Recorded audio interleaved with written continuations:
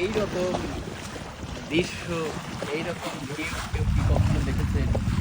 আমি যদি আপনাদেরকে দেখাই, এবার কিন্তু সাগর, এটাকে বলে নাফ নদী।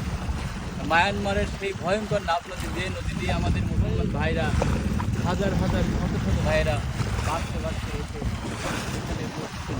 এটাই সেই ভয়ঙ্কর মায়ানমার থেকে রাষ্ট্র, বন্ধুদের রাষ্ট্র। কিন্তু ওই যে ট্রলারগুলো যাচ্ছে, এটা বাংলাদেশ।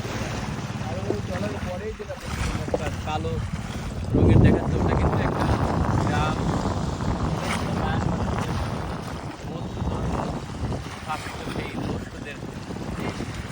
তো আমরা চেষ্টা করলাম ওখানে যেতে, তবে ওখানে যাওয়া নিষেধ।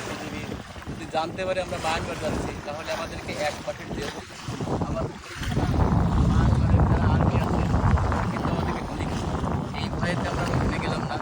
আমরা এখন সাগরের মাঝে আছি, একদম বিশাল সাগর, নাফ নদী। সাগরে যেহেতু আসলাম, একটু পানি ধরি। আপনি আসছেন কোত্থেকে? আমরা তো আসছি ভাই পাবনা থেকে। পাবনা পাবনা থেকে? পাবনা কোন থানা আপনাদের? পাবনা বেড়া থানা। ইউসুফ ভাই পাবনা থেকে আসছেন, পাবনা বিশ্বাস করেন, এই পানিটা এতটাই তেতো, লবণের চেয়েও তেতো। মুখ দিলা মনে করছি যে আমি ঘাম। আপনি কি নিয়ে আসছেন? আমি বাইক নিয়ে আসছি ভাই, বাইক মোটরসাইকেল নিয়ে আসছি। আমরা আসছি থেকে একদম বেড়া থেকে, ঢাকা বান্দরবন হয়ে এখন আমরা টেকনাফ।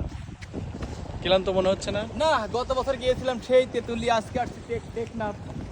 আবার আল্লাহ চাইলে অন্য একদিন চলে যাব অন্য কোথাও। এটাই হলো জীবন।